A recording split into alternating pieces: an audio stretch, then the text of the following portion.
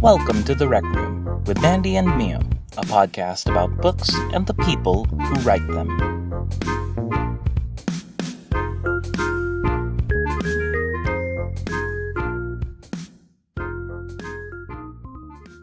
You know what? I wonder how good. Whenever I think about stuff like that, like, are you recording? Yeah, I'm just like letting it run, okay. but then I'm gonna. Okay, you can cut this out. This is just a passing thought that I'm having, and I just want to say it. But like, you know how with you, we're always just like, oh, this is the thing, and then you're kind of like, I had no idea because my likes are very white.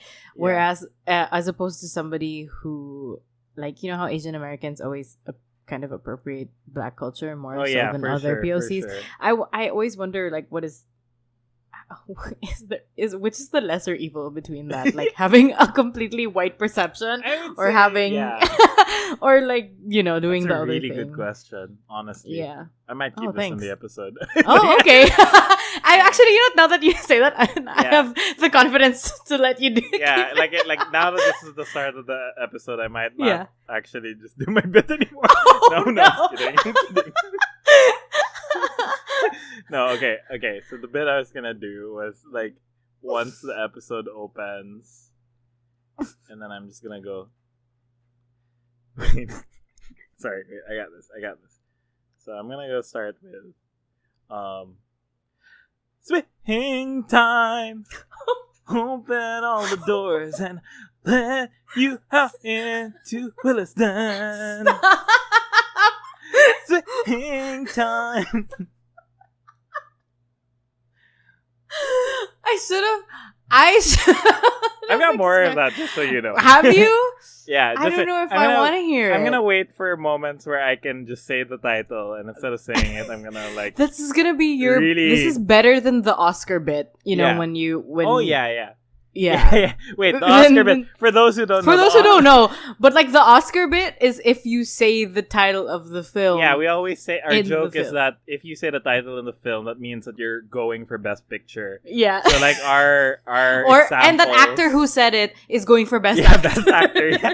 Yeah. Or actress. Or actress. Oh, sorry, it's 2021, 2021. Like for example, like. The recent one was Wild Mountain Time. No, like can you just imagine like Bradley Cooper going, "Hey, look up there, star. It's getting born out there somewhere. Stop. The star is born." That's not even what he sounds I like. was literally thinking about like actual lines because we've watched movies no, yeah, recently. but that's our joke also is that we don't. That's actually, true. Like, yeah, what's your favorite one? My favorite one is the one where it's like, it's what's her name? Felicity Jones going, Stephen, it's a theory of everything. Yeah, and my favorite one is also when we do the look, you're not just a gangster. Yeah. You're an American gangster. You're not just a sniper. You're an American sniper. You're not just the also soldier. You're a winter soldier. Yeah. All right. Coming soon to Disney Plus. Anyway, but what's not coming soon, because it's coming right now, is our show. Hey! A podcast called The Rec Room That was really good. with Mandy and Mio, where we ask the question, when does a writer's work become required reading? In each episode, we take popular authors of the day and review each entry in their bibliographies to see just how close these writers get to the sweet spot between mainstream breakout success and traditional literary sensibility. My name's Mio. I'm Mandy. And we're talking about Zadie Smith. Zadie Smith. We're coming to the end game. We're far from the end game now. As I Is that how you used to? Yeah. I used to say that all the time. I don't know why. I was like obsessed with like singing that particular lyric around the time of Endgame. But I just kept thinking about it, and I was like, someday I'm gonna deploy this joke. Maybe I should start a podcast. And that's how the podcast I'm pretty sure born. Yeah, that's how the podcast came I was like, I need a venue. I need a platform. I need a venue to eventually let out the specific joke. Yes. And then after that, my time will be done. And I was gonna say, are you gonna say the actual joke we had for Swing Time? But I mean, the song or no? No. Is that too controversial? Yeah, It's okay. definitely. I think in this context. Actually, yeah. No, I was gonna say actually when we get to maybe a future episode about it, I mean about. We'll see. Yeah, I'm definitely like we talked about this before that I definitely have reservations about doing the obvious joke about singing the words swing time. Yeah. So I kind of gave like a sort of if it's an obvious joke there. for it is like an theater nerds, for theater I will nerds, say so I'm not gonna say it specifically. Yeah. But instead, I've gone the somewhat safer, honestly, actually even less lazy route because I'm like actually actively thinking of like substitutes. Swing time. Yeah, like swing time. So what was your other one? No, can you give me one more before we get into this? I wanted to segue into those like other bits like very naturally. Fine. So don't worry. But as I mentioned earlier, we are talking about Zadie Smith, the fiction of Zadie Smith, and we're coming up to her last novel called 1, 2, 3, Swing Time. Gonna make you wonder why you even try. Oh my god! So Max Ocampo, if you are listening, not that was for you. I mean, a friend of the podcast, but not like friend in the podcast. I don't know. Friend in any kind of guest. I'm not sure. We're not sure. But that's the book we're talking about today, of course, here in the rec room, and it's to date, it's her most recent novel. It is, and I would say, well, are we going to talk about each other's context with this book? Oh, for sure. Okay. But if you want to go ahead. Oh, okay. Oh, okay. Please, Amanda. No, thank you so much. No, I was just gonna say that this actually was the book where I kind of quote unquote discovered her, or like she became relevant in my like consciousness, I guess, because at the time, my cousins had just bought the novel and they had from the States, I think, because it wasn't sold yet here at the time. This was back when like it was still kind of slow for us to get books, as if it's not slow now, but like, you know, like remember when it was like never much been slower. Yeah, well, yes, now, especially in this pandemic, but you know, and yeah, I was like, oh, who's Zadie Smith? And then this was also around the time that my friend was a senior, the friend I mentioned in the last episode, or like 2 episodes ago. This is your friend who studied under Zadie Smith. Yes, yeah. So that was like the year I found out kind of who she was and kind of how relevant or like how cool also she was, right? Because or like who she kind of was to like a lot of people are older than us. I will say my friend is a bit older than us, and actually no, she's your age. I always forget that you're not my batchmate. She's your batch actually. So and so but then and this is the first book of hers that I ever tried to read, but then I think I actually was too young for it. Even though this came out in 2016, and I keep saying that about all her books.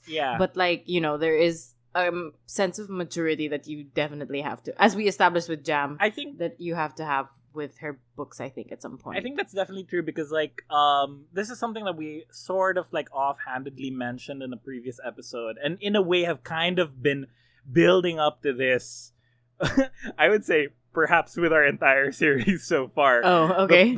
Is a question of can we go back to Swing Time and like read it again? Oh, that's right. Yeah. Because like that's also one of the reasons why we chose her. Because both of us had, because, you know, in the beginning we had chosen an author you really love and an author I really love. And then we were like, okay, it's got to be somebody that we both are not that familiar with and or who like, we've kind of outside failed. Of our comfort zone. Yeah. Failed at doing, and you know, that was with you it was NW, with me it was Swing Time. Yeah. Oh no, you also sort of read this. I had also read this entire book before. Oh, you read the entire thing? And that's the thing, was I remember also at the time I was like thinking, I don't know why this isn't clicking with me. Yeah. And I mean at the time I also had come to the same conclusion. So I usually come to the same conclusion whenever I get to a book that I don't like, I'm not really feeling. It's like maybe it's not time for me yet. Yes. So I think maybe I should pick it up at a later point when I have more context or when I have more experience, as it were. And then maybe it will then click. And I'm actually kind of proud to confirm that this is kind of the case now. I mean, absolutely. I definitely feel like I've picked up more on what this book is really about, what it's trying to do. Yeah, I like it more this time than last time. Yeah, because I remember one of the things that I when I stopped reading, I think 2 chapters in, because I literally was like, I don't understand what's going on. And it's not even that like it was because of their like geographical context or whatever. Like clearly, obviously, in the first 2 chapters, it's so much about clicking with somebody because of your difference. Yeah. Because you guys are the only people of the same kind. Yeah. And obviously, I've never had that kind of experience. And even if in 2016 you and I were in university, like obviously we both of us grew up in this, not in the, I mean, you grew up in another city, but like in the same country kind of, and you know, you have more experience being an outsider than I do, quote unquote outsider, as a non-Manileño. Sure. But like yun nga, like sort of was like there's no way for me to have this experience, and so there was nothing about it that I not to say I didn't find it appealing, but I literally was like, okay, I don't understand what's going on. Yeah. I mean, I would say for me, I remember my experience of it when I read it the first time was I was into the aspect of it that was her and her friend. And I think I'd wrongly assumed at the time that the whole book was just going to be about her friendship, which is why, like, when it started getting to the bits with Amy, or when it started getting to the bits where they go to West Africa, and then they go to West Africa a lot, I was like, oh wait, hold on. What happened to the friend? I thought this was about the. You know, I kind of got stuck on that in a way that was not helpful for me. Oh, before as you a mean? Reader, yeah. The first time you were super reading. confused. Okay, But that's I think the benefit also of rereading it after after several years or after some time has passed. Yeah. And I think this is the common.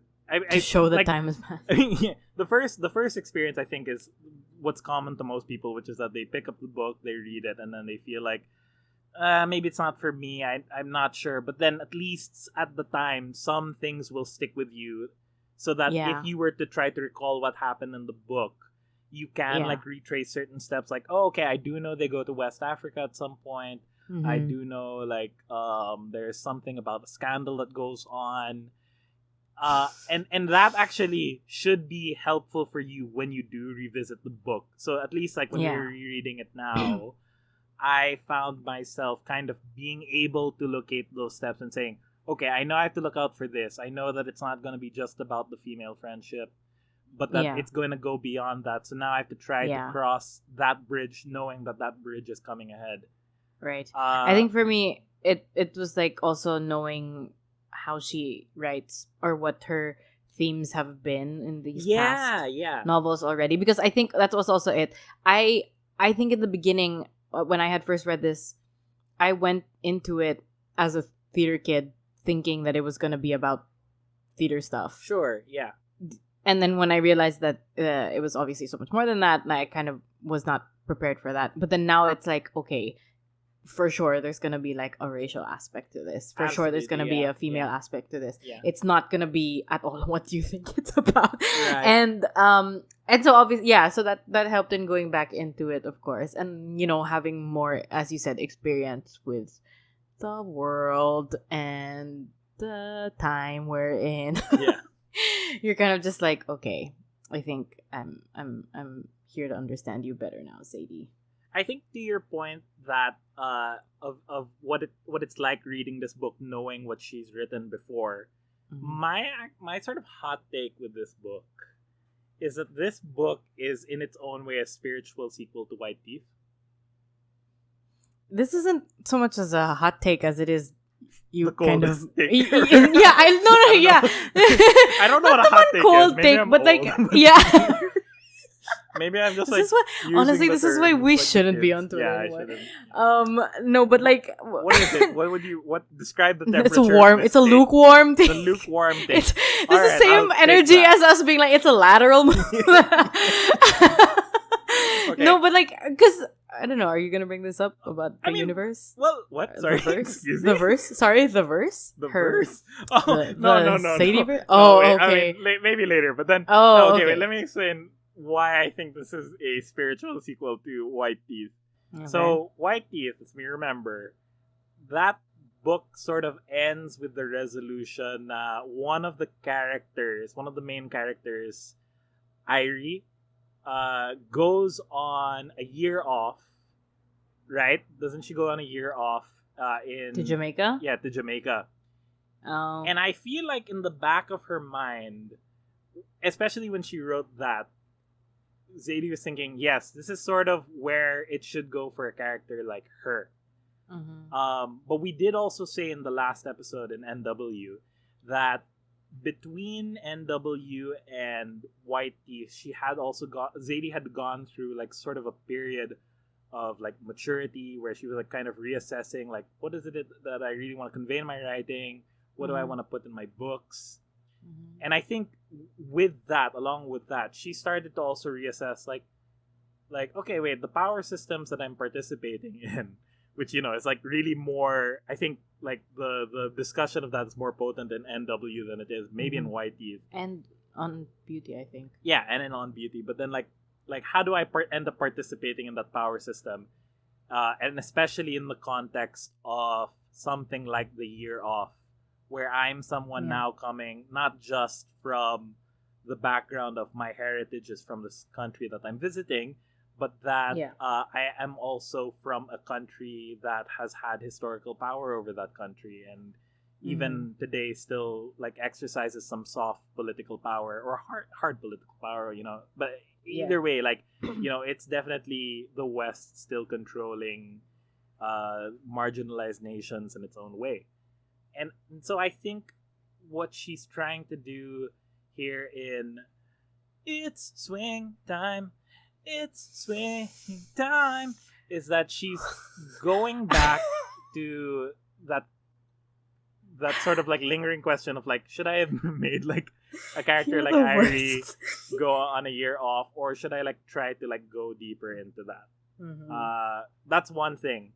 I mean, I also did like look up interviews as per usual about what she said about the writing of this book, and there were two like other relevant things that kind of like hint at what she was going for when she started to write One Swing Time. So first of all, speaking specifically of like White Teeth, she has an interview. I hate that we're not filming this because we can't see my face right now. And, Go on. She has an interview. For me, let's say I just like to imagine it. I can already imagine it, and that's enough for me. Like just knowing that I nailed it. So she has an interview with the New School, where she talks. She mentions specifically White Teeth, where she talks about how the two son characters are in that, Majid and Millet. One is a character who leaves and another is a character who stays. So for her, it's more about that kind of dynamic rather than female friendship. Even though like the female friendship is something that's front and center here in this novel. But she started to realize, she said, there's something semi-toxic about escaping the environment from which you were born. Yeah. I think of Swing Time as a sort of parable about that. It's important that they're women because women, in my view, are especially gifted at the art of comparison. But I can also imagine it as a boy's story. So like that's one aspect of it. There's another thing that I found in an interview. But then the whole thing would change, wouldn't it? Well, yeah, for sure, certainly. I mean, but that's what I think. It was important for her to like reference again White Teeth, because that's her saying, well, that's the boy story, and I this couldn't is have the written girl them story. as boys because I had already written them as boys. Yeah. Okay. But Gets. but so like she's now exploring the dynamic more, and I think in a way that kind of because I remember going back to that discussion that we had on White Teeth, we were saying that it does feel like she took like a few shortcuts in terms of like tracing their psychology or tracing the way that they feel with each other. Whereas in this novel, it feels like, I'm going to now fully explore the psychology of escaping the environment from which you were born. Yeah. At least with Majid and Milat, the one who left didn't really have a choice. But in this novel, he was kidnapped. Yeah, literally. Yeah, by his own father. By his own father. But here, the main character makes the continuous choice to escape again and again and again and again. Sort of to the point that it becomes the internal conflicts throughout the whole novel. How much can you escape the environment in which you were born and which you were raised in? Yeah. But we'll get into that. I think about that shit all the time. Yeah, absolutely. The other thing that I found that kind of gives some sense of the context in which this novel was written was an interview that she had on NPR Fresh Air with Terry Gross, where she was saying that when she wrote on Beauty, she had just been married. And if you think about it, that book is about people who have been married for a long time. It's really about the marriage. The marriage is front and center in that novel. And so when she started writing Swing Time, she had just had children. And she was starting to think, what will my children say about me? It's that which motivates me more than anything, kind of hypothetical and taking, I suppose, bits of my personality and taking them to the nth degree.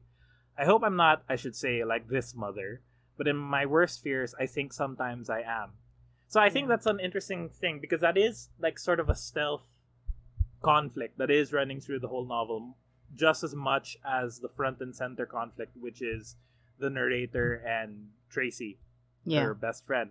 Is the narrator also growing alongside her mother and kind of like comparing herself to her mother and seeing herself as like, can I ever grow outside of the shadow?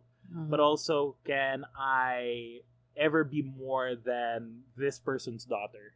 Yeah. You know, that sort of thing. So those are like the two things of like particular context that I found that I think were important to this book. Yeah. Yeah. So, Great. that being said, maybe do the title again. we can get to the discussion of... Can you guess which one I'm going to do now? No, I can't actually. Sorry. One swing time! We're gonna celebrate! It's like 1 week after. Oh, dude, too R.I.P. soon. R.I.P. Yeah, man. Sorry. I medyo couldn't believe it. Like, my face right now was like, no. Absolutely Yeah, I'm sorry. not. R.I.P. That might have been more offensive than the one we were afraid to do. Which, again, theater fans... Which is actually says a lot. Listeners who are theater fans, if you know which is actually, the offensive if you can version, guess, you can guess tell what us and song slide into our from a DMs. musical Tell us. that we It's could sing the title literally of this to. It's right there. It's rhymes so with close. Swing Time. Anyway, and if you can guess what it is, DM us, leave us a comment. Like you being Talk able to to us. Sing it answer to this us. is like, I'm not really into sports, but Jordan seeing that he can make a 3-point. What? Jordan seeing that he can make a 3-pointer? I really should not have think gone for that everyone metaphor. should be. I should not have gone for that comparison. I think because if I don't Jordan watch couldn't sports. make a 3-pointer. What's my sport even? I don't have a sport. You don't. Well, you kind of like football. I kind of like European football. I kind of of like course. blank check sports madness. That's my sports. That is a sport. You're very good at keeping tabs at the. Yeah. Anyway, so if you know the song, sing along. Yeah, but so- leave us in the comments. So, but Leave it in earnest, Swing Yes. Time. In broadly speaking, as we've mentioned, is a story about two girls who grow up in the same council estate area. And wait, I also wanted to point out here. So this is the other pattern. I can finally unleash it here. This is the other pattern that I noticed across all of her novels. Is that the odd-numbered novels are always about some kind of dichotomy.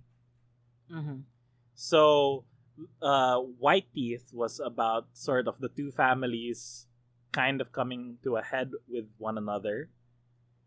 But it also, I mean, as Zadie brought up in her example, Majid and Milat kind of at odds with each other because they're two very opposite kinds of brothers. And then in the third novel, on Beauty, it's the two families who are up against each other for sure. It's Monty Kipps versus Howard and I forgot their last name. The Belsleys? Howard Belsey, yeah. It's the Belseys versus the Kipps. And so in this novel, it's Tracy versus unnamed narrator, which you don't have in the second and the fourth novel. The autograph man, he's an autograph man. And then NW, you kind of have it with Leah and Natalie, But I would say even then, arguably, they live independently enough from one another that they never really clash in a significant way. So it's really... They're there for like the support that they lack. Exactly, right. So I think you see there's this like interesting pattern that's laying itself out in these odd-numbered novels, which means if she ever does go for a next novel, you can be sure that people will not be compared in that one. I think that's a very like vague theory, but but yeah. So it's about these two girls, Tracy and an unnamed narrator, who grew up in the same council estate area, and the way they first come together, as you've alluded to already, is that they kind of recognize a sameness with one another. They both see that they are mixed race children. They're like the only mixed race kids in their tap class. Yeah, and that they meet in a tap class. So they're both into dance. And as they get to know one another, they both find that their passion for dance is pretty much on the same level. You know, they'll make stories about dance, they'll hang out with each other, they'll watch movies. But it's sort of clear to the narrator that at an early point in her life that she's not really going to be able to get into a future that sees dance as her life. Yeah. Whereas where she is the dancer. Yeah, whereas for Tracy, that seems to be like a guarantee. Like she's going to end up a dancer. You know, nothing's going to stop that from happening. It's destiny. Yeah. It's fate. Because they kind of like look at her as like a prodigy. Yeah, but also it's the thing where the parents of, well, at least the mom of Tracy is always sort of supporting her dance endeavors, whereas the narrator's mom, and this is where it becomes important to bring her up, she has a very different future in mind for narrator character. I should also say this is one of my pet peeves, I think, in fiction, is that if you don't name your narrator, like, I mean, like, this is not a bad version of that.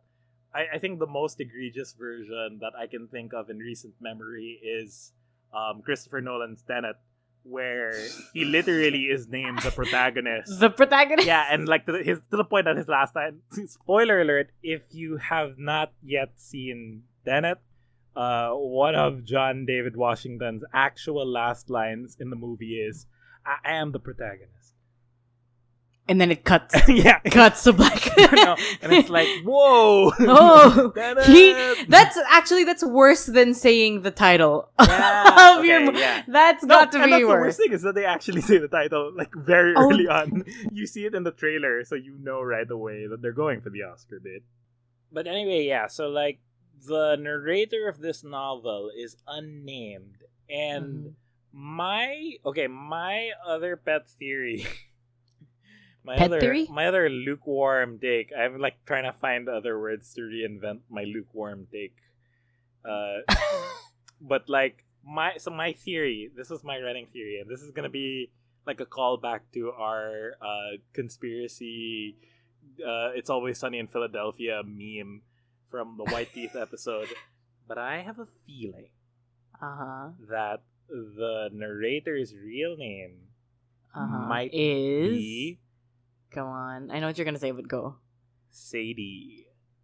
What? And let me explain why. Okay, okay. I mean, like, I'm not trying to also like put down, because I know that there is a purpose for Zadie like making the narrator unnamed, and I'll get to that in a bit. But just like, allow me to indulge in this theory for a second. But we know that Zadie likes codes. Jesus. NW. Her last novel was literally initials, right? Northwest. So if you look at the initials of Swing You're Time, the meme right now. You are the Charlie Day meme. I have my arms up right now and like going around my head, much like the meme. So if we look at the initials of Swing Time, it's ST. T for Tracy. S for Sadie, which was Zadie's birth name. Coincidence? Actually, now you just turned into where that line is from. That character in The Incredibles. Oh, I thought I turned into like David as Pumpkins or something. Oh, Any question? Any question? Are we supposed to know who that is? Yeah. No. Anyway, No, okay, so anyway. so I think her name's Sadie. But the real reason that this narrator is unnamed is also to kind of because there are other things that are left unspecified in this novel. Like I would say the most obvious one is the name of the West African country that she visits repeatedly, and also, of course, her mom is never really named. And I think the book also goes to the effort of like providing examples of people who are not really named, but they could be misnamed or they're given different names only to have their real names correct them later. Like I remember there was that whole bit where it's very in Sherlock how the bit with Lestrade is that Sherlock doesn't ever know his real name. Sure. But it's because in the canon, the original Arthur what's his name? AC Doyle? Yeah, AC Doyle. Maybe it's Lestrade. Yeah, exactly. It's Lestrade. Is that he was never given a first name, right? Talaga. So but it's everyone just knows it's G. Lestrade. Yeah. Wala lang. That's maybe what it he's Filipino. Ginoong Lestrade. That was a very specific joke you just made. No, because like you just put G because Lestrade, like whatever, must be Filipino. I know if we saw G. Lestrade, we'd be like, oh shit, Magandang what is he? umaga po, What does he Ginoong teach? Lestrade. He teaches like science. Anyway, so this narrator, she's not named, but like a specific example of someone where like later on in the book, she points out how at some point in her mother's life she had dated someone who she keeps referring to as the noted activist. And the whole time the text refers to the character as the noted activist this, the noted activist that. And it's one of those things where it's like ironic to be calling him the noted activist without actually naming him. His name, because part of the like defining characteristics of this person is that he's a noted activist, and yet he doesn't have a name. So why don't you want to say who he is? And it's to the point that later on, when that noted activist is name dropped, it takes the narrator like 2 seconds to realize, oh yeah, that's his real name, and like it's like Paul or something. Where I was like, oh okay. But yeah, like the book is like very intentional about names and what names do, and especially even Tracy herself, she gives herself a different name to reinvent herself, and that harkens back to another dancer who they both look up to, Jenny Legon, who she also finds out has a different name. So names definitely are a big secret subtle thing running throughout this book that is given foundations by the fact that the narrator herself has no name. I'm gonna try to be careful about not identifying the narrator as Zadie per se. But yeah, so there's that. So that was a long tangent. So narrator sorry, I have a major question. Go on. What do you think the difference is between doing that and what Dante does? Wait, why? Who does he do that for? I mean, like, to himself. Like, obviously, because like, him getting to name the actual protagonist after himself, and then he's also the poet, and then I think that's the thing, because, like, when we took Dante in college, like, there was, like, a big discussion about how he was very specifically referring to his own life. And he would... Oh, that's right. That's why he would, like, layer the text with references to his own historical past. And so that you know for that's sure... That's why he cried a lot. Yeah, that's how you know for sure, like, oh, this is him. This is him. Yeah, this whereas, is personal. Whereas, like, here, it's like, she kind of gives herself the benefit of the doubt by also projecting herself, as she mentioned in that interview, into the mother character as well. And even though not even saying necessarily the mother is her, but the mother is a version of herself that she fears becoming. That she's scared of. Yeah. So even if it's not necessarily in the narrator, it's somewhere in the text. But that sort of like obfuscates it and gives us again the benefit of the doubt. So I think we should like spend some time talking about the narrator's relationship to her mother. And the mother in particular, she is like her character, she really goes through an arc. I mean, we basically witnessed her whole career, and it's like really like a success story for a generation immigrant. She's a West Indies immigrant, from Jamaica, no? I'm pretty sure it's Jamaica. Yeah, and then like her whole thing is that when the book starts, while narrator was a child, she basically thrust herself into studies. She wanted to study critical theory. She wanted to study all these things about how the world works, the systems of power. How else would we describe her? Like, she was very like mom, right? Like, she's really like, the fact that she dated an activist, shouldn't that mean that you kind of also yourself that's fair, are an activist? But too? like, it's also to the detriment of her home life. Like, it's sort of apparent very early on that between her and her husband, like the husband is definitely the one who's sort of like carrying for the household, while she's really like invested in her studies, a career. Her academic career at that point, academic career, and her career in general. But like, it's to the point that the quickest way that this is sort of demonstrated is that at the start, the mom is the one taking the narrator to the dance classes, and then at some point she can't really stand to like sit around with all the other moms, so at some point she just starts making the dad be the one to bring her. And then like every time they go home, she's like kind of deep in her books, and when she sees them with like this, not really disdain, but it's sort of like, my time is over. Like it's like, oh great, now I have people. It's like she almost regrets. Right. But like, that as I mentioned does have a trajectory, because especially like later on, that becomes the foundation for her pursuing like a political career, and then she ends up like getting this big standing in parliament. Yes. Yeah. Does she become like an MP? She does become an MP. I think it even mentioned that she starts out kind of at the back bench, but then at some point, like she's like in the front end. It sort of describes her as being too big to, I mean, not care about the worries of like her constituents, but like by the end of the novel, the mother now has some distance between her and her constituents that makes her feel kind of guilty about that, about her status as a politician and as now somebody who's like kind of moved upward out of working class and out of being just a migrant to being part of the system.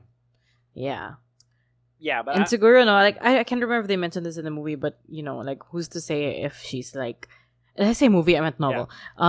Who's to say like if how many other like female and POC MPs there are, compared to her? Because that early part of the book takes place, I think, the 70s, 80s.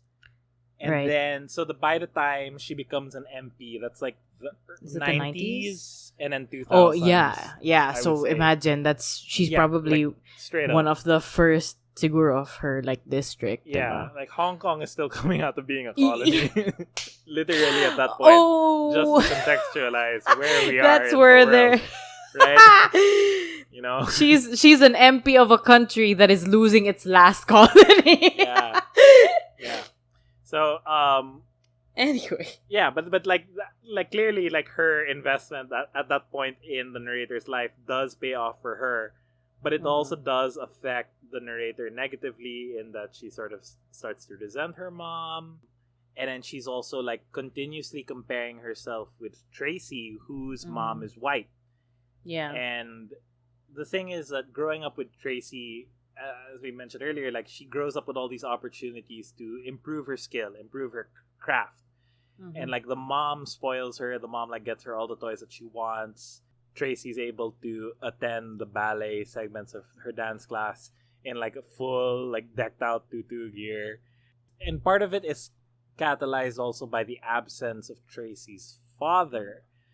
Who they say. Sure, like she makes this claim to the narrator. And this is to also date I guess. Yeah, tells you exactly when this childhood years take place.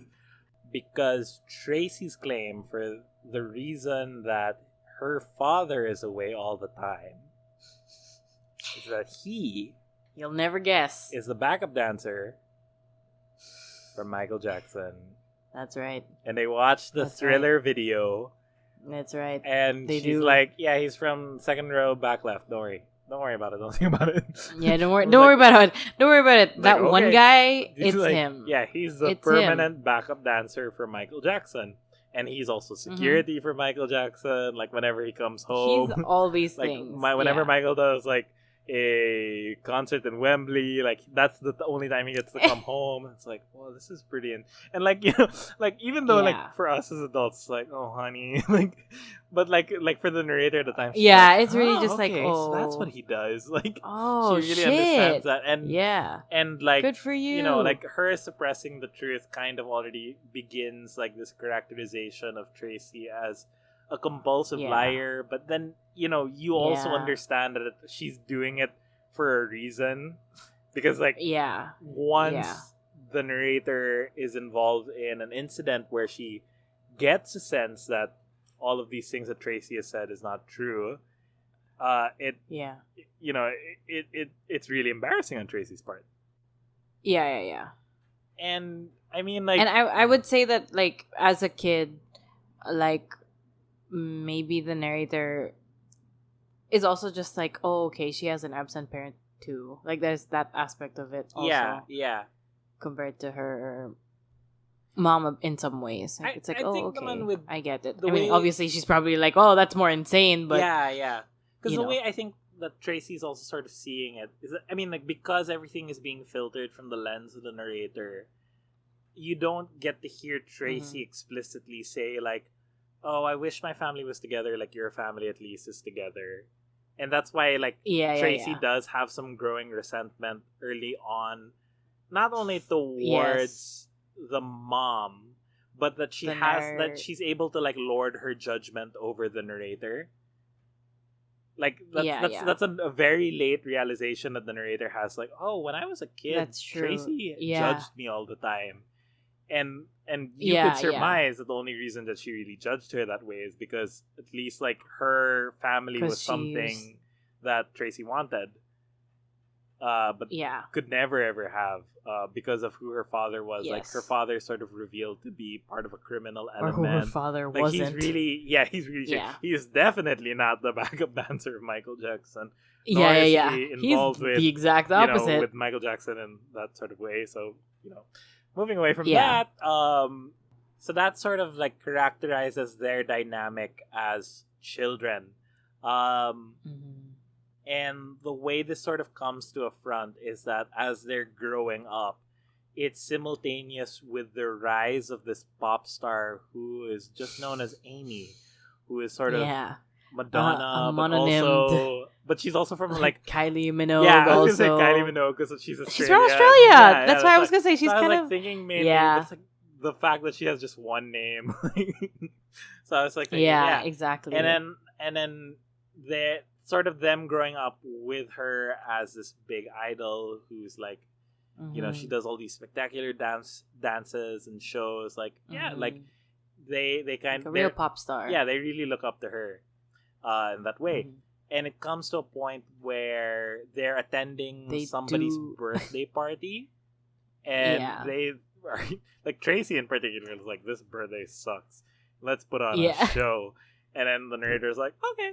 And then and they decide to, like, perform like a song by Amy, and it's like a very like promiscuous, apparently sexually like charged song. Kids should not at all be, like, near that song at all. And, like, the important detail to take note of there while they're performing that song is that somebody's, like, taking a video of it, and it's like they're all, like, their schoolmates, so that, like, for the longest time. How old are they here again? Like 12 or something? Yeah, they're barely, like, that's not even the point when they hit adolescence yet, because that comes, like, way later into the novel, where it's like, then finally Tracy started becoming a woman, whereas, like, most of us remain girls. So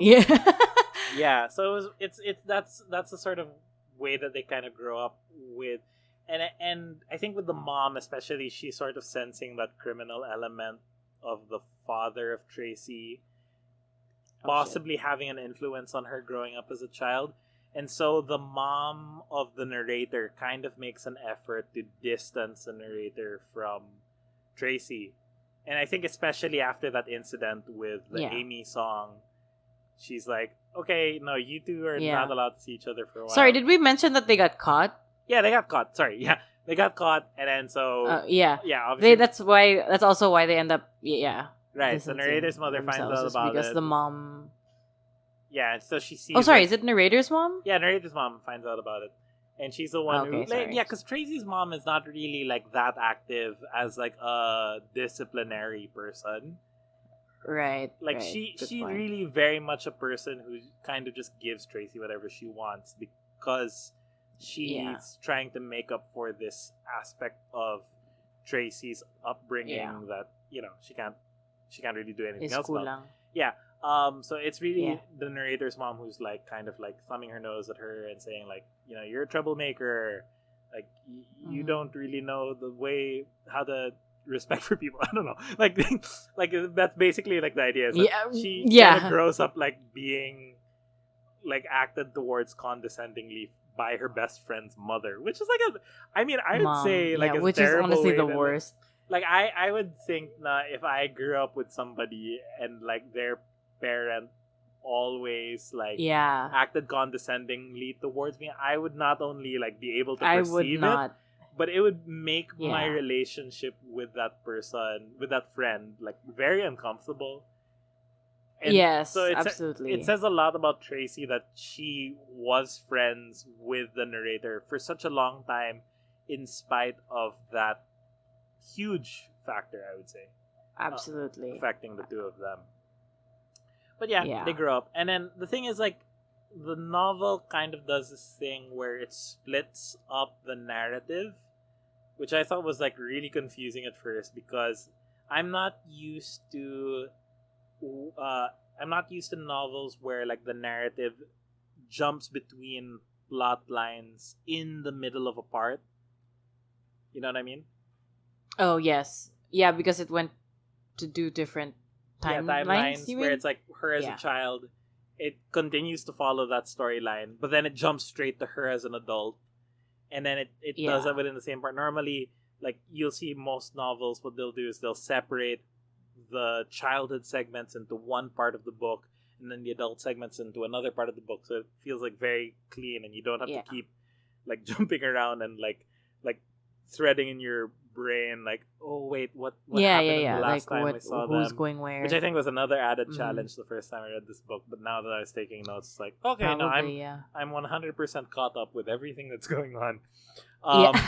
But like, I am old enough to read. When it jumps to the future, basically to the 90s, the narrator is now working at what I believe is MTV, but they called it YTV. YTV, I think, or like something like that. Yeah, something like that. But like an MTV adjacent channel. It's like she tried to make a name that was similar to VH1 and MTV at the same time, and she was like, "What's a middle letter?" What would Y stand for? Youth. That's what I thought. I mean, like, the closest thing I could think of that to music was YouTube, but that doesn't even like exist in that full. is not existing yet. Yeah, but not at all. She's working there in YTV, and that's how she actually comes into contact with the real Amy. And she ends up sort of like impressing Amy, sort of. Yeah. Long story short is that Amy ends up hiring, getting hired. Yeah, the narrator. And she ends up working as her assistant. And the whole idea is that like Amy kind of wants the narrator to be happy in her job, so she kind of showers her with like all these gifts, or like kind of makes life easy for her while also making her do her job. So like as we're going through the novel, you see how like Amy has enough resources to get her an apartment and to like let her fly on a jet instead of commercially. So like she's kind of like sharing those resources with all her assistants and her whole team. And the narrator like spends like a solid part of her adult life kind of just getting settled Working into that. for Yeah, Amy, like yeah. it's almost 10 years if I'm not mistaken. Like a really significant. I mean, because she it's like her first job out of college, isn't it? Right, yeah. Which, like, again, I think also, like, sort of dates the generation I think that this novel is really focusing on, because I cannot imagine working as someone's assistant for, like, 10 years. Like, oh, for 10 boy. years. Oh, Like, man. no matter how much We're comfort, that's truly crazy. 10 millennials. years. We're truly millennials. I know. We're a millennial. Yeah. But, so she's sort of stuck in that. But it's also, like, pointed out at the start of that storyline of her as an adult where she meets Amy, that she also has not spoken to Tracy in a while. And it's been a while. Yeah, it's not really revealed to us why they haven't spoken or why they fell out. Right away, yeah. Even though she confides in Amy what it was without telling the readers. Right. It's like yeah, with the reader. She's like, I just told her why we don't talk. Yeah. I'm just like, okay, you can tell us though? Yeah. Like, it's one of those things where Zadie, like, holds back the crucial information as long as she can. And at this point, like, I think she holds it back until, like, 75% of the book. Which, you know, she did before with On Beauty, where she withheld the details of the affair, even though she told us that Howard had a one-night stand, which is so crazy. So she gets settled into working for Amy, and then Amy's like, you know, maybe you should, like, reconnect with that friend of yours. And the narrator is like, nah, it's never gonna work. It's not gonna happen. Yeah, that's not gonna work out. Yeah, but she also tries to, like, reassure her, like, look, you know, you're one of my most trusted assistants, and I don't want you to feel like I'm, like, wasting your time. Like, we're trying to do important work, and like I want you to, like, kind of, like, sort which of is red flag number 1. Yeah, red flag honestly number 1. Because, like, from a white person. Oh boy, yeah. Like, if a white person tells you you've got some important work to do. To ask you, because, like, I forgot to actually, like, track this in the text, to go back and track this. But did it ever really say? I mean, like, no, but I didn't want to assume. But, like, like I'm basically asking, did it ever say that she was explicitly white, or did you just know? Oh, no, I think it's you really just know, because, no, do you know what I mean? Like, yes really, like, POC, like, the most, I know what it is. She has to be, because, also, I don't know. Because I can't imagine her being from Australia, but then being POC, but then wanting to, like, open a school in Africa. Yeah. I don't know if that's also a safe assumption to make, because I don't know what Australian POC culture is like. Yeah. But it's also, like, you know, like. I mean, like, Aboriginal, like that. Yeah. I think that would have, like, she would have a very different mindset towards her philanthropy. If she was and not, I mean, even then, like, and then even if she was Asian, she'd have to be one of those rich Asians, a crazy rich Asian, which was not at all the case. Like, it was never, like, textually stated that that's how she grew up. Yeah, exactly. Yeah. So parang it's like you just really have to assume that she, and then also no POC person is named Amy with. Spelled that way. Do you know what I mean? Like, there is Listeners, if you are an Amy who is a POC, give us a DM. Who is spelled? We will. Actually, no, that's a lie. You're right. I think Filipinos would be named AIMEE. I take that back. Yeah, hold on, dude. Do we not have friends? No, but I think we do. Do we know someone? I was, like, thinking of the first Amy off the top of my head, and Amy Nezukumatatil is spelled AIMEE. Oh, is it spelled like that way? Yeah. Oops, my bad. Indian Filipino. My B. Anyway, okay, so my B. Sorry about that. So sorry, Miss Amy. With no Amy, disrespect. And then what happens next? No, yun nga. And then, like, so she's really like, we have some important work to do, and eventually, you know, what I want you to be able to do is spearhead this really specific project. Yeah. That I have going on in West Africa. But before we get to West Africa, it cuts back to... It goes back. narrator in her college years. And it's sort of in her college years that, leading up to college, one thing that's sort of important for the narrator is that destiny that we had sort of perceived early on more or less came true, where the narrator isn't able to follow through with her dreams of dance, even though she's so passionate about it that she starts reading all these biographies, and the teachers at her school take it as a sign of her like advanced placement, and so they try to put her in a scholarship school, in a grammar school, basically. Yeah, and she purposely fails. Yeah, she purposely fails because she's so angry that her mom wouldn't allow her to go to a dance school instead.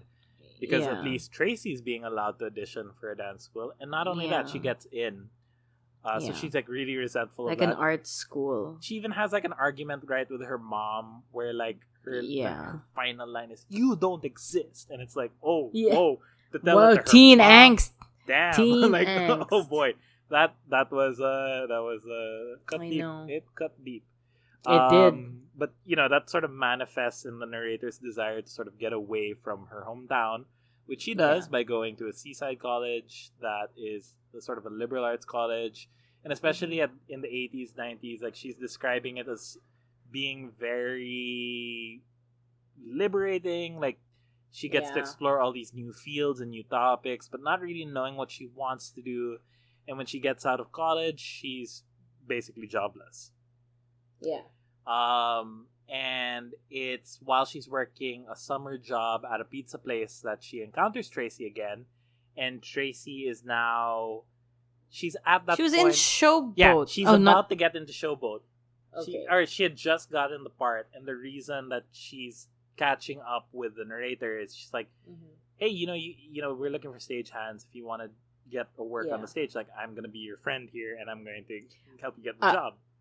I also want to say, after that. Go ahead. No, it's about that. So, have you seen Showboat ever? Only in previews. Do you only in really? Where? I mean, like not like. Okay, wait. I realize that's also a term in like theater. Not that I've seen the show, but like when I looked up Showboat and they were like, Old Man Rivers from here. Yeah, Old Man River. And then I can't help loving that man. That's the other one. Where I was like, okay, I think I have a mental image of what this show looked like. But also like, kudos to like Zadie. Like her description was very vivid that I was able to imagine the stage direction and production of this perfectly. No, absolutely. Yeah. That's the thing about Zadie also, like, that's why I really feel like if we knew her, she would kind of also be our friend, because she's, like, low-key a theater... She's low-key a theater nerd, because she was like, I kind of she loves art in general. Like, if you think about it, she wanted to be, like, a jazz singer. But all her other books so far have, like, done at least one, like, they've each touched on a different art form. There's painting, even in this one, there's film. Yeah, like autographs. Autographs. Yeah, exactly. Autograph. Yeah. So, she's definitely like a very worldly art person. But so she's but I was gonna say, because the thing about Showboat also is that it's one of those really old shows, because if I'm not mistaken, it's from the 1940s. Right. And it's written, I'm pretty sure it's written by, the music is by Rodgers and Hammerstein. Okay. And like, it's one of the shows from that panahon that time of Broadway or theater where it has like that one really specific black character in a show that's about around the Civil War era. Right. And so, but I just wanted to bring that up for some context in case people don't know. Yeah. What Showboat's about. Because like, and when you go into that second show that she's in later. Yeah, what's the other show again? Guys and Dolls. No, sorry. Sorry. Okay, sorry. We got it mixed up because when she first gets in touch with the narrator, she gets into Guys and Dolls. Oh, it's Guys and Dolls first. Showboat is a show that she sees second later. Oh. When she's on the date. Okay. Guys and Dolls. Sorry. Yeah, sorry. Guys and Dolls is the one that she gets into, that she gets the narrator the stagehand job. Right. Okay. Right, sorry. So if we're going to talk about that, then there's that one really weird scene. It was a time. It was really a time. Guys and Dolls also, Actually, Guys and Dolls is, if I'm not mistaken, Guys and Dolls might actually be a younger show compared to Showboat, which is more surprising. Okay. Based on that one scene that, okay. you know. Okay. Yeah, it's just set no, it's not actually. Guys and Dolls is set in the 30s, if I'm not mistaken, or the 20s. I mean, Showboat is set in the late 80s. Yeah, I mean, like based on the one number that I know from Guys and Dolls, which is "Luck Be a Lady," they look like that's true. They look like the kinds of guys who shoot suggins on the wall. Like they do. Free. Like bullets were free. I know. Whoever got that. Yeah. Okay. So it's true. They did. So they dressed up like they're going to church. And like the narrator is like sort of like, okay, I have that security for a while, but I can't rely on this job forever, even though Tracy got it for me. Which is like extension. I'm now like kind of relying on Tracy. She eventually is able to get the job at YTV. And it's as she's breaking this news to Tracy that she's like, yeah, so I'm gonna go. Like they're on their way to the narrator's like house, and she's like, yeah, so I might end up getting this job at YTV, and like Tracy sort of is not really outraged, but it's like, oh really? Like that's you're gonna do that now? Like, yeah, like she's back to being judgmental. Yeah, she's sort of back to being judgmental about it, and that kind and like this incident. There's an incident that ensues that's very significant in the narrative, where they try to get into the narrator's house, but it's locked. So she asks Tracy, "Hey Tracy, can you go around the back and see if the door's open?" We forgot to mention, this part's by the way. Weird. Yeah, we forgot to mention, by the way, that at this point the narrator is now living with her father, who's separated from the mother, from the mom. So it's a totally different house from the council estate that they grew up in. Yeah. So she makes Tracy go around. This part is so weird. The door. Tracy comes back. She's like, "No, it was locked, so we're not gonna be able to get in." I don't know where they go after that, by the way. But then like, they like never later that like, weekend, like Tracy apparently sends her a letter where she says that the reason that she apparently could not get into the house was that is because the dad. dad. She saw the narrator's dad with a black blow-up doll. Yeah. And not just a black... Yeah. Sorry. It was very specific. It's dressed up to look like a very racist caricature. Yeah.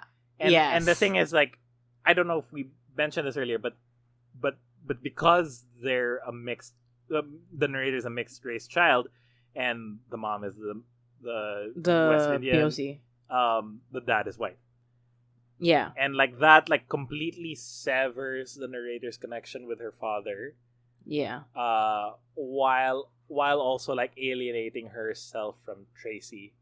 Yeah. And that's the thing, is because she's alienated from her dad, she never really finds out the truth about it. Yeah, I was about to say, do they ever talk about it? They never. And are there parts of the story that would allude that he would do such a thing? So that's the thing. Kasi sobrang hindi, diba? No. I mean, like, I don't know. It's not me defending a white person, but like... No, for sure. But it's one of those things where it's like, for sure, Tracy had the seeds to the lie. To say something? Yeah. Because like he... Like even if he was separated from the mom, the whole thing was that he was still so in love with the mom. The mom, yeah. Even though like it almost felt like it was to his disadvantage that he wanted to stay with her.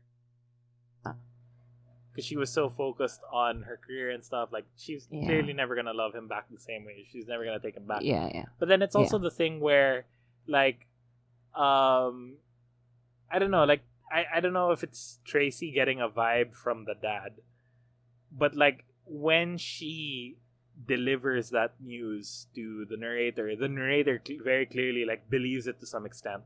Yeah. And there's so much about her father that she doesn't know as well. Like there's a point early on in her childhood where she finds out like, oh, we're actually the second family of my dad.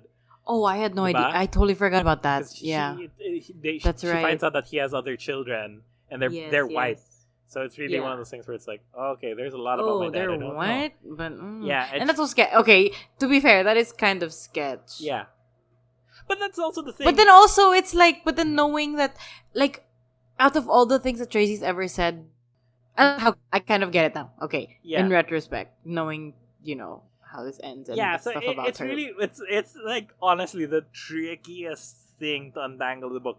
And I feel like even us, like, okay, this is the thing that I think, because the next part that we're going to talk about is them going to the West African country, is an important thing for us to note as readers of this novel.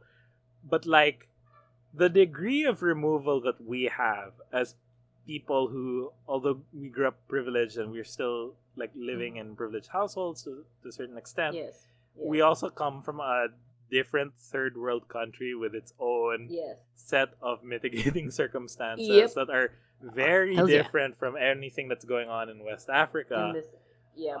And so for us to, like, be reading what's going on in the country that Zadie is describing, that she again never really names but has, like, strong implications to be Gambia, like where I feel like it puts us at an extra degree of removal, Yes, I agree. And I mean, like, that's the thing. It's like, it's, I mentioned in the previous episode that I was reading Matthew Salesi's, and, like, he sort of made me more conscious of trying to identify who is the reader that the text is for, who's the perceived audience for, and who is the perceived writer speaking to.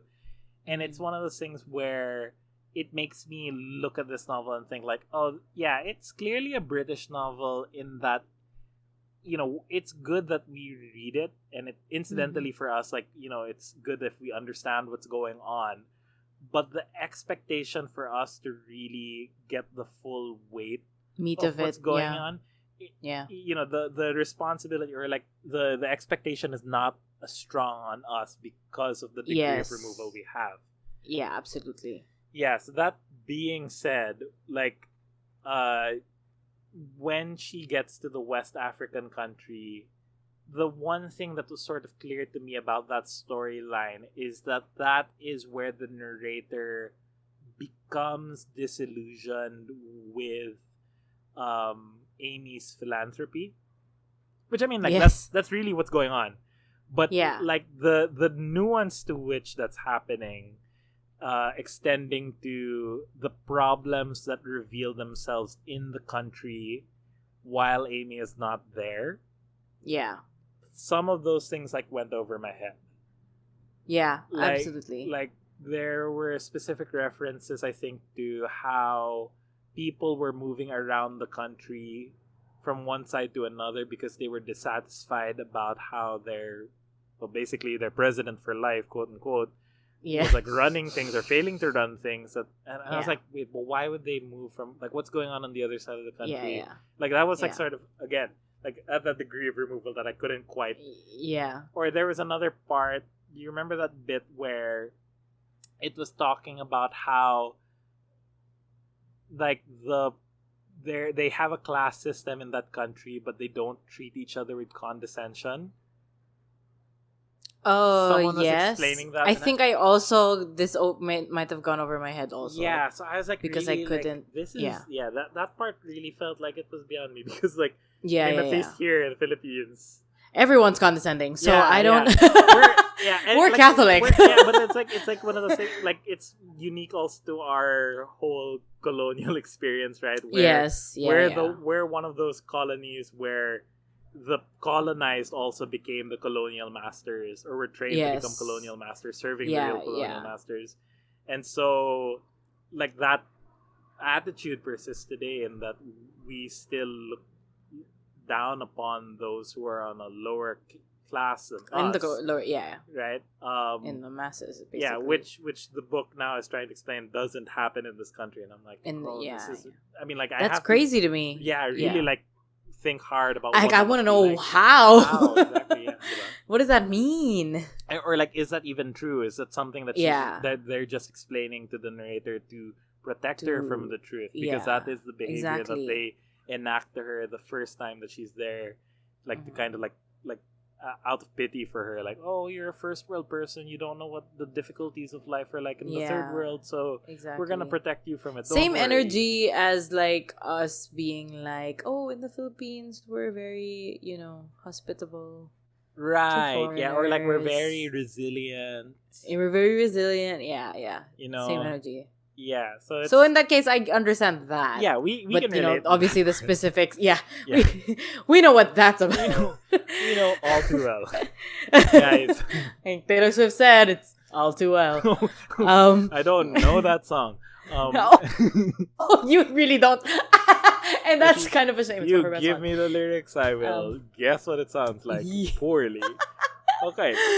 But in West Africa, that's basically where she starts to get disillusioned by, like, Amy. Like, Amy is like claiming, we're really here to open a school to give people access to technology, things that they wouldn't be able to afford because of the weak economy. Yeah, and like weak economy. Yeah, but like that's the thing that the narrator is like witnessing firsthand, because she's like befriending this foreign development expert. His name is Fern.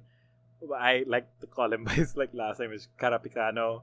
Nice. And he basically is like, whenever he could be one of us. That kind of sounds Filipino. But like he's always like, whenever Amy leaves, there are new problems that spring up, and so my job is essentially to stay on the ground and make sure those problems don't happen, don't come or back, like to identify the problems that like are too small for Amy to like focus on.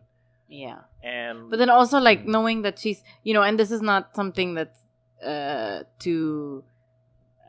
it's a slight against, I don't know, celebrities, but then more often than not it is, because when a lot of celebrities who don't have that kind of experience like to do philanthropic things, right, they really don't realize how much work it is.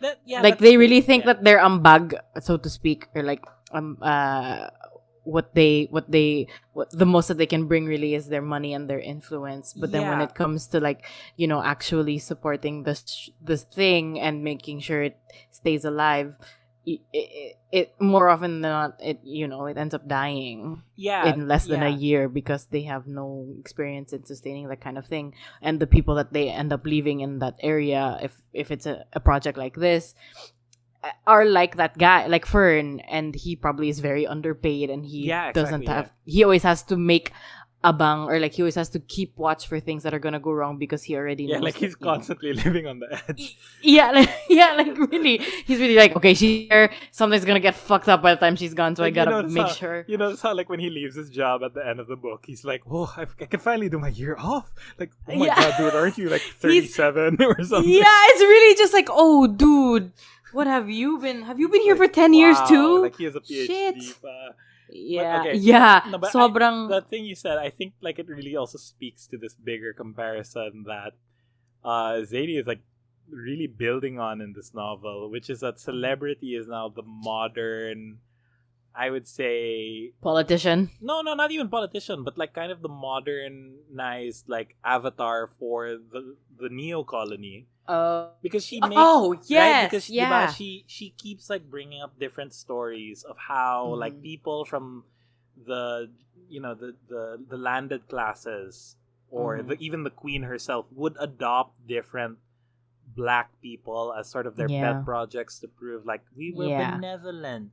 And like it's then reframed. We are brave. It's framed in the museums and in history as being proof that they were always kind to the slaves. But it's like, but that's what they say. No, we were kind to the slaves. To our slaves, like to our slaves. I bought this child from her mother, and her mother lived another 10 years. And that's why it's like no surprise that Amy literally does that by buying a child. She illegally. At the end of the book. Like she makes it. This is super legal. Skipping it. Yeah. Super skipping because that's what celebrities do. But like that sort of, and then even then, it's kind of like made clear that after she gets the baby, she's only really using the baby to leverage influence among her team. Because once she has the baby around, everyone's like, now we have to worship at the altar of the baby. Because once we get that influence, like, then we are close to Amy, basically. And then at the same time, she's also trying to steal the affections of this guy who's the guide in their project. What's his name again? Lamin? Yeah. And she's trying to basically get him to migrate with them to the US. To US, but also to London. Like, he kind of wants to go to London. Yeah. But she's like, okay, whatever. You know, when we're married, you can go wherever you want. Yeah. And he's like, all right, got it, lady. Yeah. But yeah, and like, it's much to the narrator's chagrin because she sees that Lamin also is attached to somebody from the community that they're helping, a girl named Hawa, who in turn is also married off to somebody who most of the people think is like sort of wrong for her, because she's like very showy and she loves beautiful things, and the guy that she marries is very conservative. He's very conservative, yeah. And he's like, no, we're gonna be modest now. From now on, your whole life is gonna be modesty. Which is like, you know, like, that's his own thing, sure, but it's definitely not for Hawa. For her, yeah. And is he rich? Was he rich? No. Is that why they got married? I can't remember also. Again, another thing that feels like completely over me. It's very, right. Or was it an arranged thing? Sorry. Is that an It's I sort don't of know. It's sort of arranged by her cousin, Oh, who is part of the same religious I group totally forgot. Ayun, that okay. the husband is from. Okay. Yeah. And yun. Like they called it the Tablighi. So that's like that. It's sort of implied that's the arrangement. And Lamin, like, it's clear like Lamin disapproves of it because he already disapproves of his cousin being at the Tablighi. Yeah. So he's like, yeah, this is not good. But then like he's always in denial. Like, no, we're just like age mates. We're just friends. We're not. Me and Hawa, we're not. You know. No, we're not. We're not gonna. She's like my sister. No, she's like my sister. Would you marry your sister? I mean, I would not. And then like, yeah, exactly. Like, and then. No, but anyways, but then, where were we? Sorry. Lamin, she had Hawa, so she gets Lamin to come around to the West. Oh no, but then like you kind of skipped that they low-key have an affair. Oh yeah, the narrator and Lamin have the an narrator affair. and Lamin have an affair. Then it's not even. But then like it's not even like a super. I mean, not to say that it's non-consensual in terms it's of very like. dispassionate. It's like, really just like this might as well happen, like you know. Clearly doing it because they are angry at other people who they can't take it out on. Like, Lamin is having sex with the narrator because he really wants to have sex with Hawa, while the narrator is having sex with Lamin because she now hates Amy, and she knows that and she knows that Amy is like that Amy can replace. Then she'll have that like agency, but in doing so, Amy also sort of becomes like a kind of mother figure to the narrator in that way, and she's trying now to break away from Amy in that regard, which is a great segue because at the same time, Amy her is mother also is dying. No, wait, sorry. Before that, Amy and therefore the narrator are also getting pressured from the mother, who now at this point is part of Parliament and is now lobbying against relations with the country that they're helping, which really complicates things. Fake Gambia. Yeah. So like she's giving her a headache, but like the mom is like trying to be like, no, why are you still working for that woman? Like, can't you see like you might think that you're doing good, but like really you're not, and that's the thing that like her going there independently kind of confirms for her. Yeah. And there's a thing that we haven't also mentioned as well, which is that as she's going to the West African country, the people in that country recognize her and like make it clear to her that she is an outsider to them, that she is part of the West and not even though she sort of looks like them, because so to speak. Because the fact that she's mixed means that to them they see her as white, even though she doesn't obviously see herself. Yeah, as obviously, white, right? But like it's like that Phil Wang bit, where like in Malaysia he's white Wang, but he looks Chinese. Yeah, he looks like my uncle. He looks he guys, if you don't know who Phil Wang is, look him up because he literally looks like he could be Mio's Tito. Yeah. Anyway, that's how Asian he looks. But like to them, because he's mixed, he's the white person. Yeah, and like for the narrator, like there's a part where like she goes through a dance scene. Like, she finally dances for them. And then they're like, oh, you dance like a black person. You dance like for a white person. Yeah, And yeah, like, for a white person, you're pretty black. and it really makes her think, like, I guess I do. Yeah. But wait, let's also like bring this back now to Tracy, because that's also, I think, around this time where it's revealed like the whole thing about the showboat, and also that she now has kids. Yes. Oh, but before that, sorry. Also, a slight thing that happens. I think that we didn't get to mention. Is as messy as we're telling. Yeah. I promise you. Yeah. We're not. Yeah, just like this jumping isn't up just to us events. forgetting. No, but like because one of the reasons then that they stopped talking before Showboat is that. So there's a part. So after the thing with the dad happens, they're not in contact, and then they kind of get in contact again because they were hired by their old dance school. Yeah. To like basically man the booth. Yeah. And then at a recital basically that like the younger kids were doing, and then afterwards Tracy steals the money from that, and then and then when she's accused of it, they blame the mom, Tracy's mom, and Tracy blame. It's like twisted around, and they're like, "Well, the pianist molested Tracy," and then they were like, "What the hell?" And then they just ran off with it. And they to the issue, but not I guess at we're gonna have to all. fire this old guy. Yeah, I know. And then that sort of makes the narrator realize that as a child, Tracy. Yeah, the other thing about was that also probably also is that abused by her dad in that way. But she also realizes from there that her elders have been also like protecting her also from that kind of truth, because what she finds out from both the dance teacher and her mom is that Tracy went to like counseling, and both the teacher and the mom knew about it, and they never told the narrator. Yeah. So they were like, protecting her from that truth, and it's like, oh shit, if I knew that, I could have probably been a better friend to her. Better friend, yeah, exactly. I would have like had that perspective. And that's another generational thing also. Absolutely. Na parang obviously the parents' generation would really act like that. Like, it's unsurprising to me. Yeah. To keep that kind of shit because they think that from shielding you it's gonna make you a better person, but really obviously it made things so much worse. And then so after that they end up not talking again, and then it's not until the Showboat.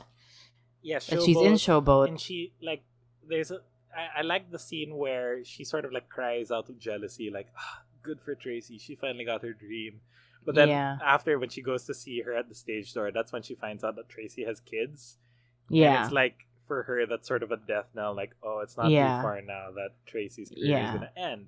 And like, no wonder her credits are not as long as I expected them to be, because she's now got this other thing to worry about.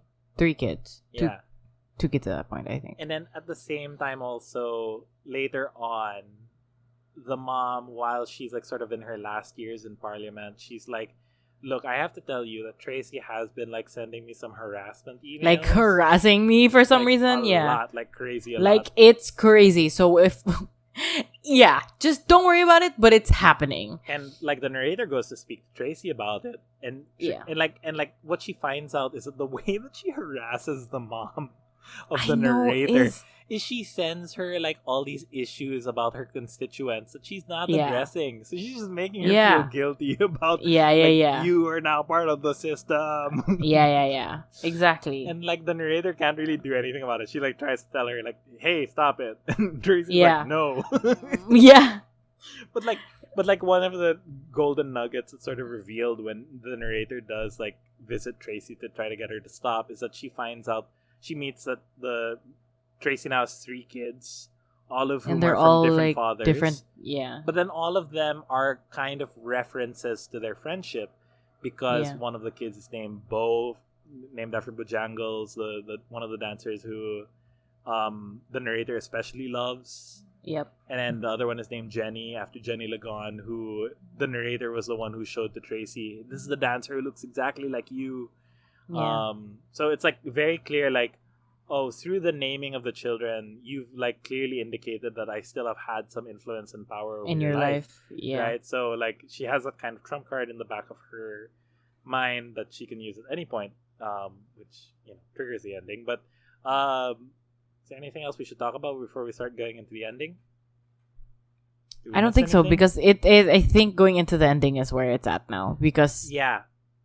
from there. Because Because from there, that's when the Right. stuff about so West Africa is happening already. That's why she has to go back. yeah, so like after the baby thing, like The baby thing of Amy. yeah, the baby thing of Amy, where it's like she buys a baby, like the narrator finds out that Carapicano Fern has feelings for her, and he tries to act on them, but she's like, "No, dude, we literally have no chemistry. You hated me when we met."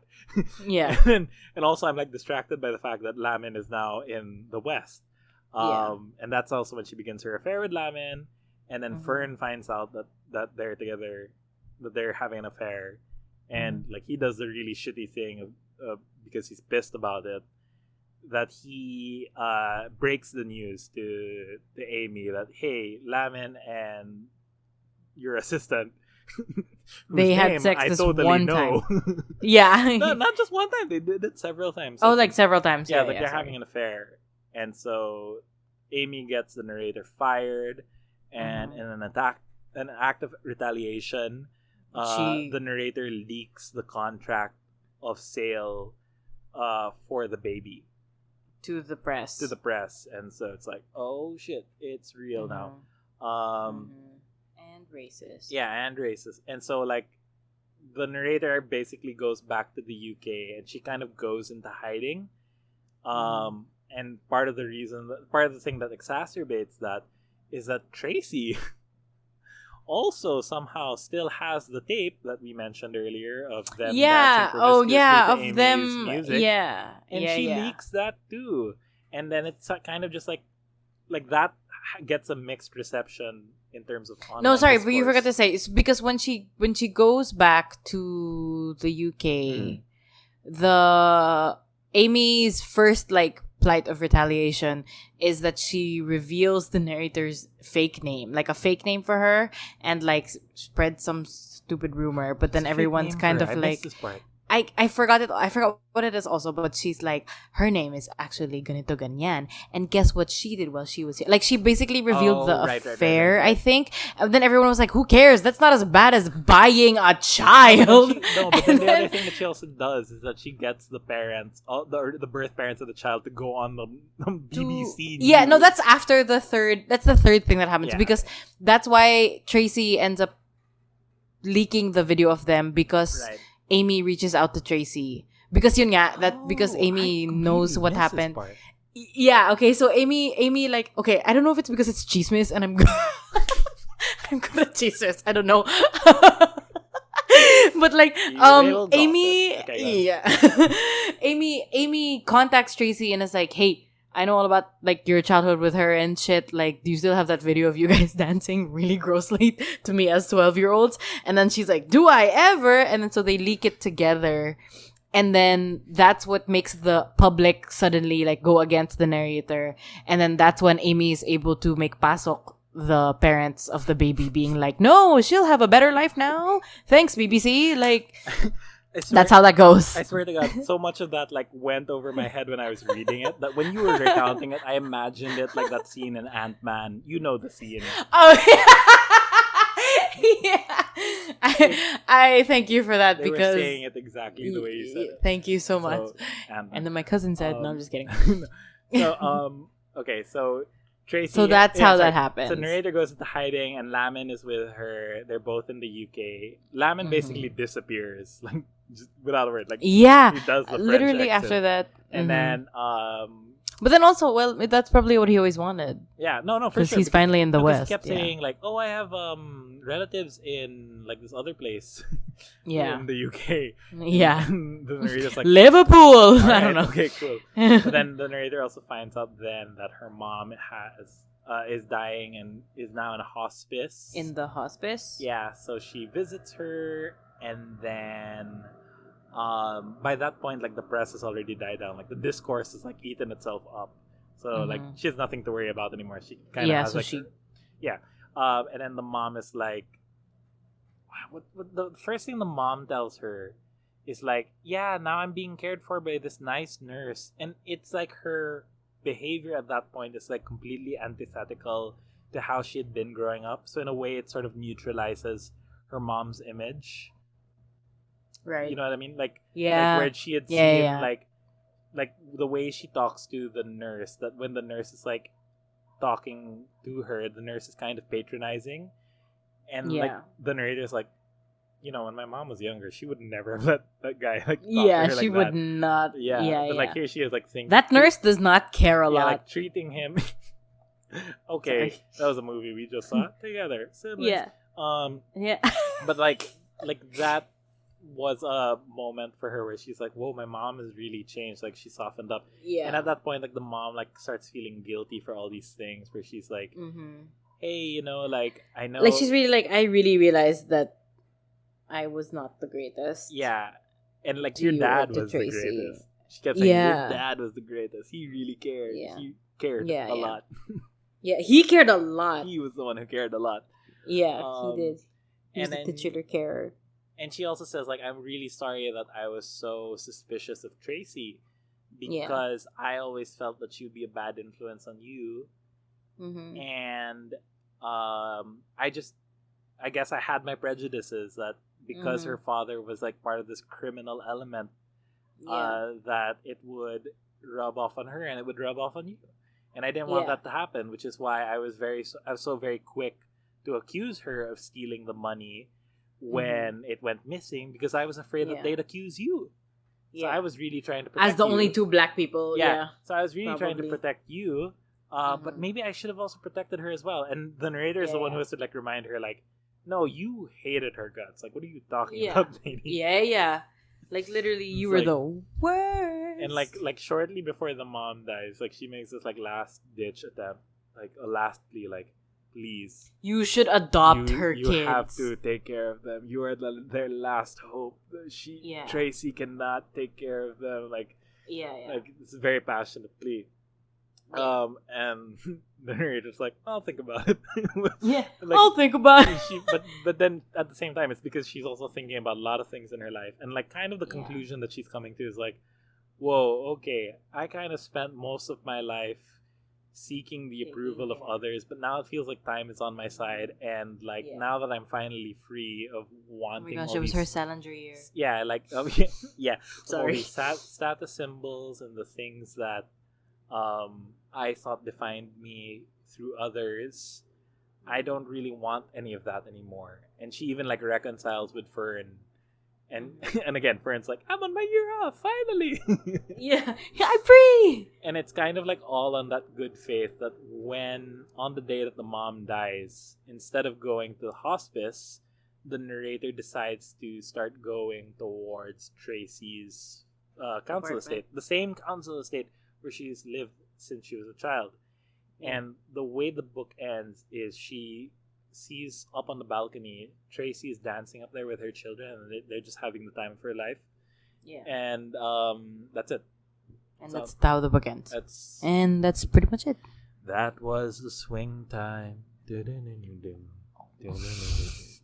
Yeah, you Taylor Swift fans should know this song by now because one of their frequent collaborators now Actually, you'd be surprised.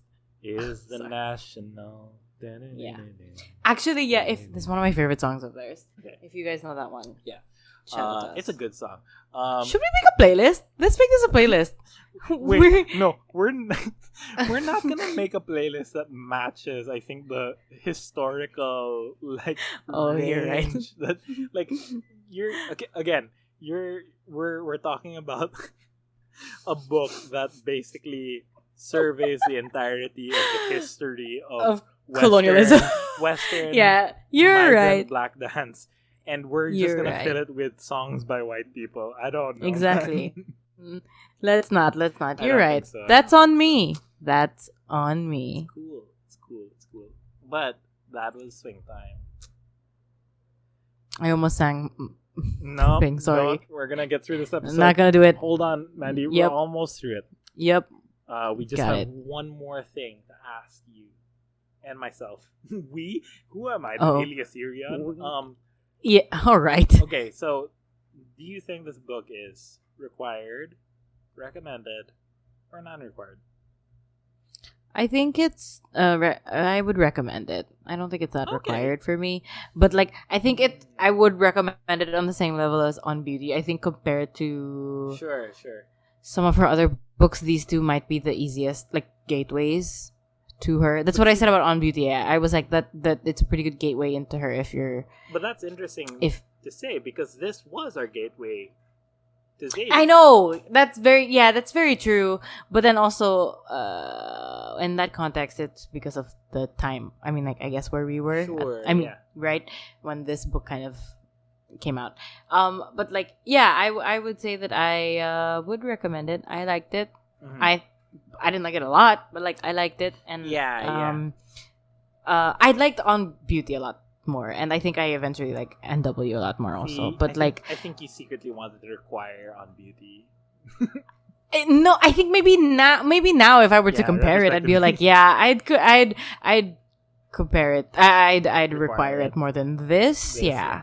I think, but then also that's also again going into the fact that there's parts of this that like really went over our heads, whereas On Beauty, a lot of it was also our what we kind of certainly a British novel. Like it's like if you were doing, I mean, all her course novels on, are like, British contemporary novels. No, but this one is like especially like down the line. This and NW for are sure. No, but that's and especially because those are like the novels that are written in her mature phase, quote unquote. Yeah. You know, that Right. very markedly different. But I think I'm in the same wavelength as you. Like in fact, like my sort of one sentence assessment of it is that I think this book is no better than NW. So they're both the same level of good. But I do feel like I like this less than NW. NW, yeah. And part of it is because of the ambition of NW's scope, where she was really playing around with the form. That's true. So that was That's like that made it a very exciting read. And as I was saying, like the best parts of that book weren't even the quote unquote main characters or the center characters of that novel. Yeah. Whereas like here, this one is sort of straightforward, but even then I'm saying that with plenty of quotation marks. Yeah.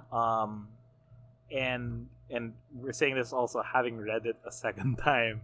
The first time was not an enjoyable experience for us, but now with both the context of her earlier work and also I guess the maturity I've gained in the years since I in my now, early now in the current at the end of my life now, not the end of that's what I was gonna say. I certainly feel like this is for sure a deep book, a good book. Yes. And for that reason I'd recommend it. I mean, like there was a part in the middle where it's like, I think this is not required. Like this is the only other one I'd not require apart from Autograph Man. But then once I saw how she brought it all home together, I was like, no, I would definitely tell somebody to read this if they wanted to know what was going on. Yeah. So, but again, I still have my heart is more in the NW's. Yeah. Agree. And we've read all her novels. That's crazy. Can you believe that? Yes, because I want this to be over. We've read 9 novels in the span of 4 months? 6 months actually. Since October. Oh, 6 months. Since October. Oh, it's been 6 months? It's been 6 months since you October, November, December, January, February, so March when we're recording this episode. That's so, crazy. We've been reading novels for 6 months. I said crady. Crady Heron. Yeah. Crady Heron. It's almost 12, That's guys. True. When we're recording this. But okay. I'm getting delusional. But part of the reason that it's important to mention that we've just been reading all these novels is that next week is a special one to Zadie Smith. Indubitably so. And how are we doing that? Because we've already read all her novels. Okay. So surely there must be something else we can read. And we found something to read. It is her first collection of short stories. Grand Union. Indubitably so. Mm-hmm. It is the Grand Union. We're really excited to talk about that. We won't say who, or have we? A guest. Who's to say? But you'll find out who it is when the time comes. Indeed. That being said, if you like this episode, please feel free to give us a rating, a review. If you haven't subscribed to us yet, please give us a little push of that subscribe button. We're also on Instagram. We are on Twitter at the Rec Room Pod. We're also on YouTube, by the way. I've not mentioned. Yeah, this, I feel like you've not said that, but like if you guys, prefer to actually for listen some to reason, your podcasts on YouTube, we are also on YouTube. We've been posting it with like alternate titles to try and like fool the algorithm. So like with memery, like song of Achilles. No, my favorite one is on beauty. Okay, so what's the song of Achilles one again? The song of Achilles one was like, fellas, is it gay to kiss my therapon? And then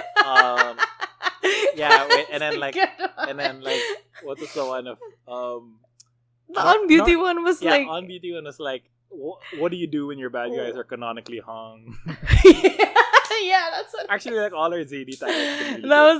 That's a good one. There was one, and like I think for the was it for the Chris? No, it was for the reading break episode where we did a Q&A, and then the title for that, which again totally taken out of context, crazy. It's like it's not twincest when Michael Fassbender kisses himself with Alien Covenant, right? I know. Which, by the way, if you guys have any questions about that, or if you have comments, actually, Mio kind of tweeted something similar about that recently. You should check our Twitter out. He made a really funny thread. At the record with some memes. Sometimes we share memes. By the way, guys, if you have memes to share with us, we had one of our friends, Drew she's a friend of the pod. She sent some memes to me recently and was like, this is basically your podcast. And I was like, thank you very much. And I've since shared them. I saw a meme today I forgot to share on our Twitter, which was like somebody was like riding on the emerging meme of WandaVision, where it's like which one? Where they said, instead of what is grief but not love, grief? Yeah. What is it? What is grief if not parading your body around the city of Troy for all Oh my God! So fun. No! I'll post that later or something. Somebody no. posted it. Like, oh my good, God. That's really good. Oh, let's try it. Let's do a similar one. Yeah. Something that anyway, I'll think of more. Anyway, the last thing I want to promote on our end is that we are also on Ko-fi. It is our support page. If you want to support this show, we will be very happy to have your support. That is ko-fi.com/therecroompod, essentially. Or you can just go to ko-fi.com and then you just look for us there. We're easy to find. Yeah. The Rec Room with Mandy. Right there. And Mio. And? It? Yeah. Are we? Is that it? Yeah. No, I think that's it. Are we good? I'm thinking of another song. What's another song that? Are you? I ran out of songs. I mean, me too. Don't ask me because I'm only thinking of that one song. Again, guys, if you can guess the musical theater song that we are thinking of. I really don't want to end this episode. No, I don't either. Don't. Yeah.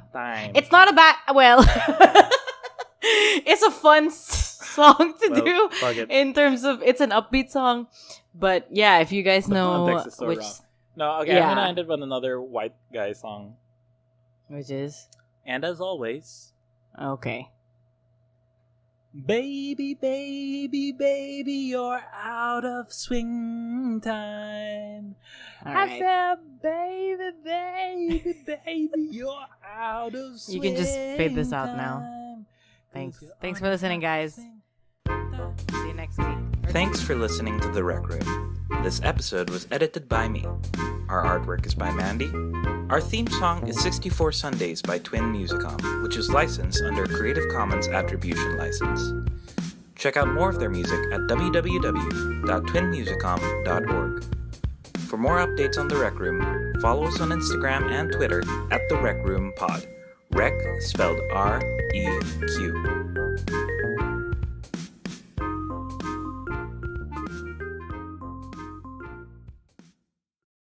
Baby, baby, baby, you're out of swing time. Who's editing this? Is this fading yet? Threshold for copyright. Cause you're on my mind. Keep that in. Okay. Keep that all in. All right. Bye, guys. Bye.